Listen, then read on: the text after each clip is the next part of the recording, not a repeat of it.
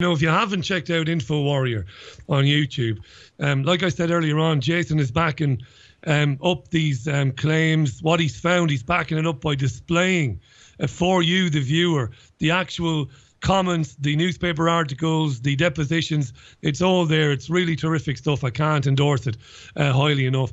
We'll move away from Epstein in a minute. We'll talk a little bit about Iran. Jason Bermas is our guest. Wasn't that a bombshell interview on... Well, it was for me, Jason. I know you're much more across this story than I am.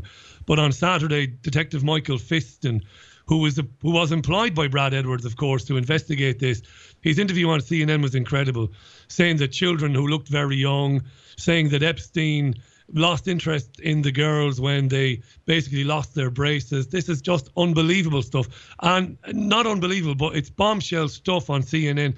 And you wonder, what are the American public making of it as they're watching that stuff? And at the same time, you've got Trump supporters on the one hand screaming abuse, saying, oh, it's got nothing to do with Donald Trump. It's all lies. Trump never met him.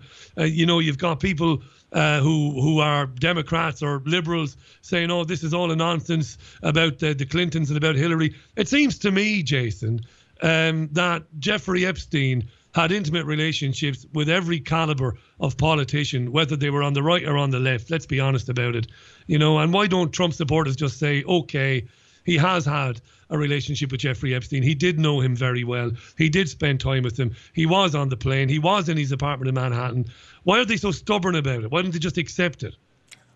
You know what? It's tough for me to understand too. I don't understand it. When I got into this game, it was never about right and left. We didn't pick sides. I wasn't part of a team baseball, and the cognitive dissonance is over the top. For instance, the allegation that he broke it off at Mar-a-Lago, right? Well, that actually comes from one of the victims. And in the same breath, that victim says that, yes, Trump was on the plane, on Epstein's plane, by the way, with her and Ghislaine Maxwell at a time, and Melania. Now, aside from that, we have the Vanity Fair report where, and this came out long before any of the scandal, where Trump is quoted as saying, you broke the cardinal rule, Jeffrey. You were late for someone else's plane. And him and Ghislaine got on there with he and Melania. Now, there's a report out there. I believe the guy's name is Jeffrey Horander. I might be butchering his last name. But essentially, this guy is a Florida businessman that says that he set up a party at Mar-a-Lago with Epstein and Trump and 28 women of age, which is fine. I have no problem with that. The problem is, in the press, though, Richie, is that he's claiming this is the first time that Trump met Melania, which would make sense, kind of an audition tape for Wife 3. If you can't understand that you elected a guy who was 3 times married, always cheated on his wife, always bragged about his sexual prowess, ran beauty pageants. If you didn't know he was a misogynist, I don't know how blind you were. He was leaps and bounds better than Hillary Clinton. But then on the flip side, you have the liberals that won't talk about the Clinton relationship and how his lawyers, aside from Clinton being on the plane all the time, 26 times at least, even though some of those trips may have been several times on his plane, fine, we'll go there. His lawyers are claiming that the Clinton initiative was started by Epstein, which would also make sense. So this guy was heavily embedded with a lot of these people. I do believe Trump broke off the relationship, as people said, but to not acknowledge there was a previous one only does yourself harm, and it only makes you look stupid in the long run. I'm going to, do you know what I think? I think he's going to walk, or something might happen to him. Now, I never make those types of, I never speculate like that.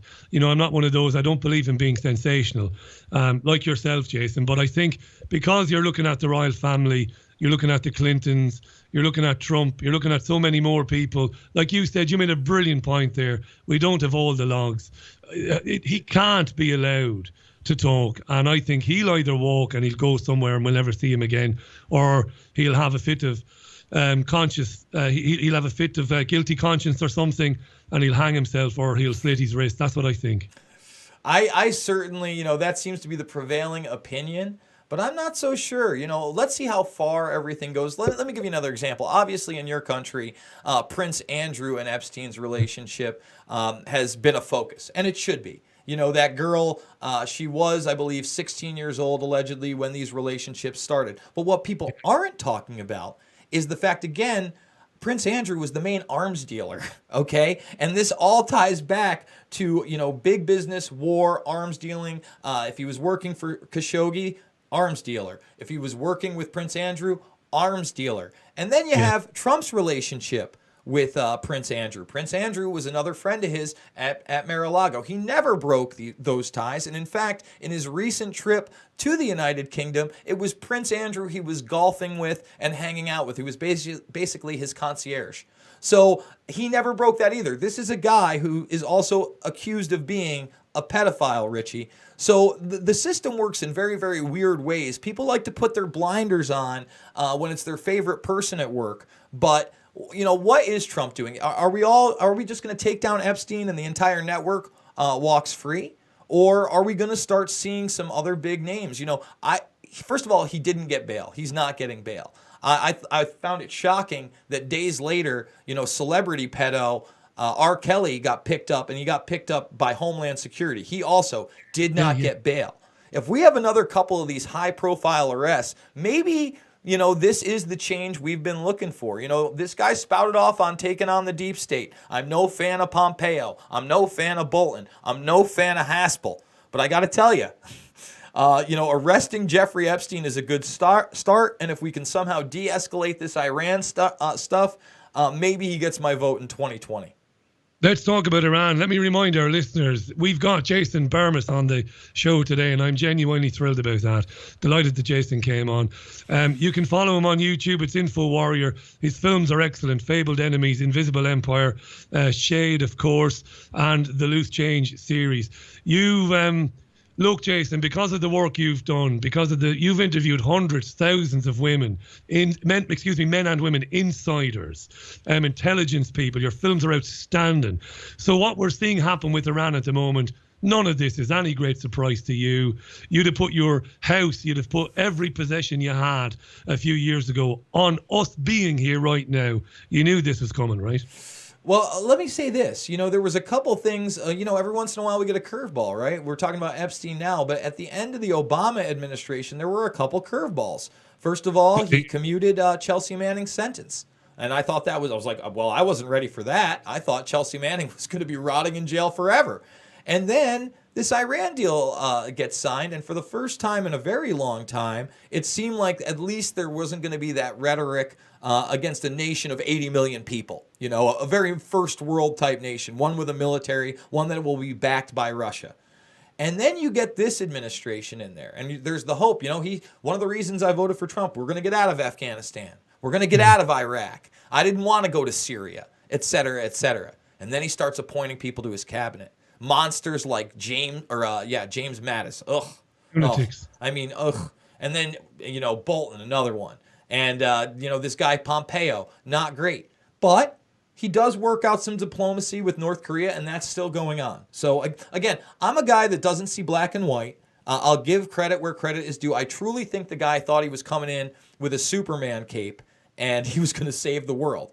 Instead, he gets hit with this bogus Russiagate thing, which is very real in my country. People really do think that the Russians have influenced our elections and hacked the DNC and all that nonsense, despite all the evidence pointing towards an insider, a.k.a. Seth Rich. We now have new documents. In fact, I covered that this week that say that Seth Rich and his brother Aaron actually not only set up the Dropbox to give that information to Assange, which is what Seymour Hersh said in a privately recorded phone call. No one wants to talk about that either. No one even acknowledges that phone call exists in this country, okay? And that they were paid through an eBay payment for those documents, that he had given them samples. Did an entire video on that. My country still believes Russia, Russia, Russia, and especially the left. They think that he's a Putin puppet. So in that respect, I get it. You were just part of a Brennan Clapper operation with Mueller to try to take you down